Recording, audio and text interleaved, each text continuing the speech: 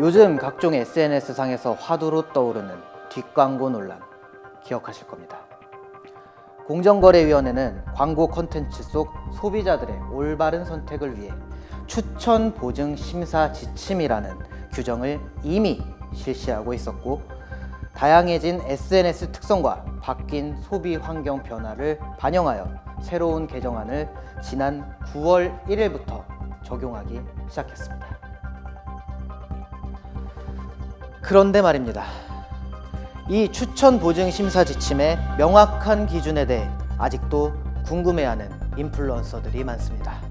오늘 각자 인플루언서의 상황이 이 지침에 어떻게 해당이 되는지 세부 항목을 하나하나 따져가며 알아보겠습니다. 그러려면 먼저 공정거래위원회의 담당자를 만나봐야겠습니다.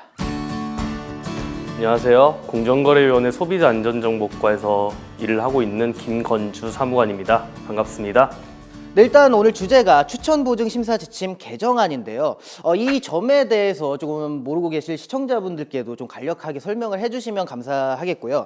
일단 추천보증심사지침이라는 거는 최근에 SNS에서 어떤 상품을 추천하거나 또는 보증하는 이런 콘텐츠를 제작을 할 때 이 콘텐츠가 광고에 해당한다는 사실을 소비자가 알 수 있도록 경제적 이해관계를 표시하도록 하는 그런 규정을 가지고 있습니다. 이제 최근에 뭐 SNS 이런 것처럼 변화된 소비 환경을 반영해서 어떻게 하면 SNS에서 경제적 이해관계를 더 구체적으로 표시를 할 수 있을지 이런 것들을 더 상세하게 규정을 한 겁니다. 그러니까 이렇게 소비를 하는 매체들에서도 이제 변화가 조금 일어났으니까 이 광고임을 조금 표시하는 데 있어서도 좀 명확히 해야 되지 않나라고 이제 생각이 들어서. 이제 경제적 이해관계라는 것이 뭐 그런 어려운 게 아니고요. 돈을 받고 광고를 찍었다든가 아니면 물건을 무료로 제공받아서 그 물건을 추천을 한다던가 이런 모든 경우가 해당할 수 있습니다. 자, 이렇게 추천 보증 심사 지침 개정안에 대해서 간략하게 한번 알아봤는데요. 저희는 이 지침을 통해서 생길 수 있는 인플루언서들의 궁금증을 풀어볼 수 있는 시간을 가져보도록 하겠습니다. 일단 저도 인플루언서이기 때문에 개인적으로 좀 드리고 싶은 질문들이 좀 많았었거든요. 최근에 많은 인플루언서들이 흔히 말해서 뒷광고라는 걸로 사과도 하고요. 구독자분들 또한 실망을 또 많이 하셨습니다. 그래서 추천보증심사 지침 내용을 더욱 중요하게 알아야 될 것 같아가지고 개정안 시행 전에 제작된 콘텐츠에서 경제적 이해관계 문구나 뭐 유료 광고 문구가 만약에 없었어요. 그에 대한 대처는 이미 지난 거에 대한 거는 어떻게 해야 될지 여쭤보고 싶습니다. 일단 이런 경제적 이해관계를 표시하도록 하는 규정이 기존에도 있었습니다.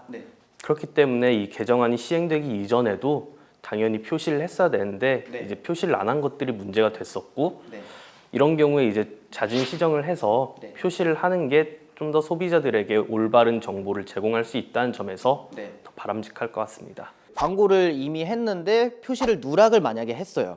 근데 구독자분들에게 법이 바뀌었으니까 이거를 표시는 해드려야 될 것 같고, 이래서 뒤늦게라도 만약에 이거를 수정을 한다고 하면 그런 체크박스가 사실은 저희가 할 수 있는 전부거든요. 고정 댓글과. 그래서 그 정도만 수정을 해도 일단은 지금 시정되는 개정안에 있어서는 괜찮은 건지. 일단 제목을 수정하는 게 가장 확실한 방법일 것 같고요.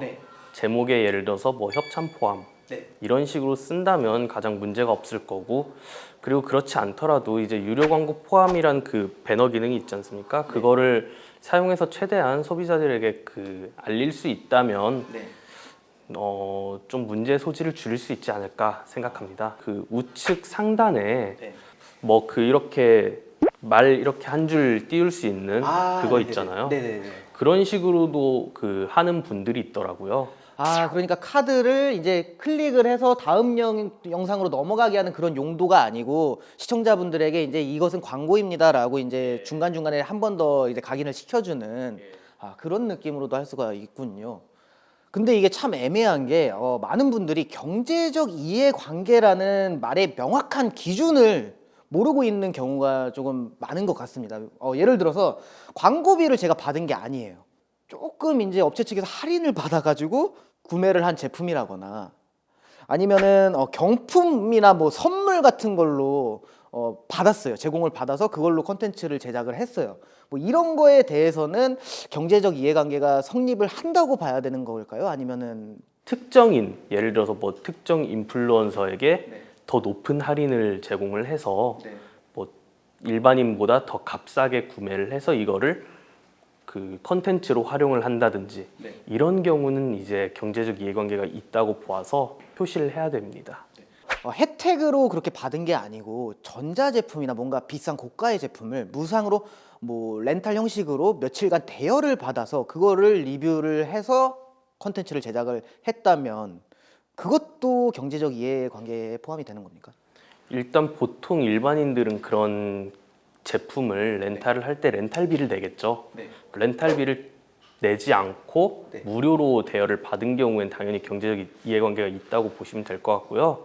그리고 또 최근에 많이 이제 문제가 되는 게 어떤 전자기기들을 출시 전에 광고주가 미리 특정 인플루언서들에게 대여를 해서 이거를 컨텐츠로 제작하는 경우. 네, 저 어제도 그 영상 보고 와가지고 네. 굉장히 많은 것 같습니다. 이런 형태가 IT 기기 회사가 IT 기기를 전문으로 리뷰하는 크리에이터에게 무료로 대여를 해준다면 이거는 당연히 광고 효과를 노리고서 하는 거겠죠. 우리 제품 좀 홍보해 주세요. 네, 우리 제품 유명해지고 싶습니다. 뭐 이런 느낌이니까. 예, 그렇기 때문에 이런 경우도 당연히 광고라는 사실을 알려야 되고요. 그래서 이런 경우도 경제적 이해관계를 표시하시면 됩니다. 그래서 뭐 예를 들면은 체험단 신청이 있어서 거기서 이제 몇 명만 뽑아서 체험을 해서 쓸 수 있는 그런 게 당첨이 돼서 올리는 거 같은 경우에는 괜찮은 거죠. 체험단도 사실 문제가 됩니다. 아, 그래요? 예, 체험단 뭐 서포터즈 이런 것도 있는데 특정인들 모집을 해가지고 혜택을 제공하고 그 혜택을 제공받은 사람들이 다시 리뷰를 올리는 거기 때문에 문제가 될 수 있고요. 이런 경우에 이제 그 내용에 좀 신뢰도에 문제가 있을 수 있습니다. 그 소비자들이 이런 그 사정을 고려를 하고서 광고를 볼 수 있도록 이 내용을 비판적으로 수용을 할 수 있도록 도와주기 위해서 이제 표시를 하도록 하는 겁니다.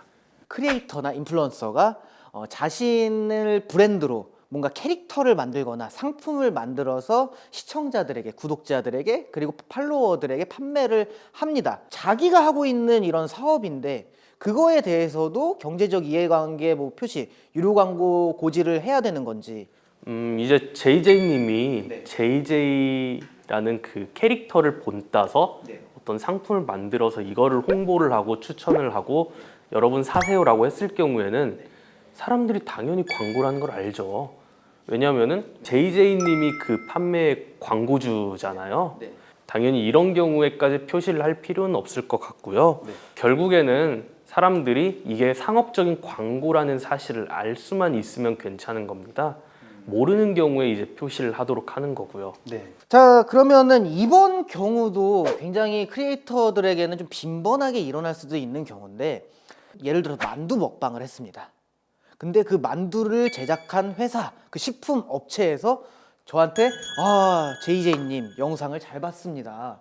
저희 회사에서 JJ님이 드신 고기만두 말고도 김치만두도 있고 물만두도 있으니 요거를 함께 협업으로 해서 광고를 진행해 보시는 건 어떻겠습니까? 하고 제가 만든 동영상을 보고 역으로 또 업체 측에서 광고 제안이 만약에 들어왔어요. 어쨌든 그 업체와 광고를 진행을 했잖아요. 그럼 그 전에 제가 그냥 내돈내산 리뷰는 광고라고 해야 되는 건지. 이후에 어떤 경제적인 대가, 광고비를 받고서 영상을 제작하는 그런 게 있다면은 그 영상에서 설명을 하면 될 것 같고요. 그 영상에서 뭐 유료 광고 포함을 붙이고 기존에 이런 거 먹방을 했더니 협찬이 들어왔어요 라고 할 수도 있는 거잖아요. 근데 이제 그런 게 아니라 기존에 있는 영상을 광고로서 활용을 하겠다 라고 하면서 광고비를 지급을 하는 경우가 있다면은 이런 경우에 이제 기존의 영상 자체가 광고에 해당하기 때문에 이런 경우 기존의 영상에 표시를 해야 됩니다. 결국에는 그냥 꾸밈 없이 투명하게 아까 얘기했던 대로 그렇게만 하면은 모두가 행복하고 모두가 이제 의심을 안 받는 그런 세상을 살 수가 있는데 이게 참 왜 그런지 모르겠지만 왜 어려울까요? 죄송한데 너무 어려운 질문. 왜 이런 걸 표시를 하지 않을까요? 조금 더 다른 질문인데 제가 얼마 전에 치킨 플러스라는 업체, 제가 예전에 알바를 했던 업체에서 광고를 받아서 광고를 진행을 했습니다. 근데 그 치킨 플러스라는 업체에서 신제품을 갑자기 냈어요. 초콜릿 맛 치킨이래요. 이런 건 없는 치킨이고 있으면 안 되는 치킨입니다. 네. 아무튼 그 치킨이 나왔는데 먹어보니까 너무 맛있어. 소개해드리고 싶어요, 구독자분들한테. 그래서 그냥 자발적으로 예전에 광고를 같이 진행을 한 적이 있었지만 신제품이 맛있어도 그냥 소개를 해드리고 싶어요. 그 브랜드의 다른 제품을. 초콜릿 맛 치킨에 대한 경제적인 이해관계가 있는 건 아니잖아요. 그렇죠. 이런 경우에는 표시할 필요는 없죠. 사실 개정안에서는 순수한 본인의 의도라면은 표시를 안 해도 당연히 괜찮은 거지만 이거는 이제 구독자분들과 인플루언서분들의 좀 신뢰의 문제가 좀 광고가 아니잖아요, 사실은. 네.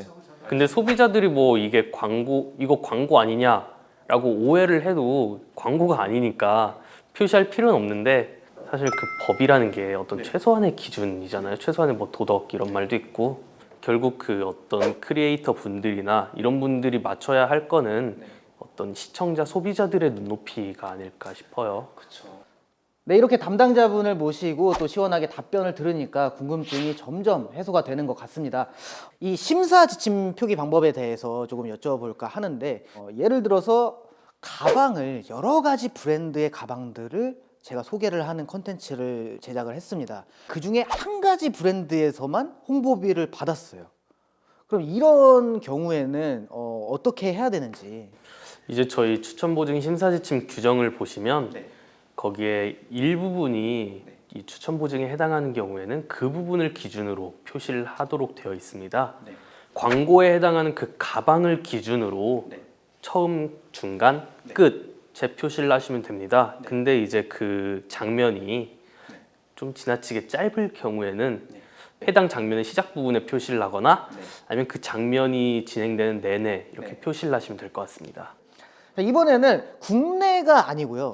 외국에서 거주를 하고 있는데 뭐 한국 국적을 가진 그런 인플루언서가 있습니다. 그분이 이제 해외에서든 국내에서든 뭐 어떤 브랜드의 광고를 받을 때 어떻게 해야 되는지, 한국어로만 표시를 하면 되는지 아니면 뭐 이렇게 다 알려주는 게 좋은 건지. 이제 저희 그 추천 보증 심사 지침은 국내에 있는 소비자들을 보호하기 위해서 규정을 하고 있다고 보시면 될 것 같습니다. 이게 외국 인플루언서든 우리나라 인플루언서든 관계없이 우리나라 소비자들이 그 구매를 하는데 영향을 미치냐입니다.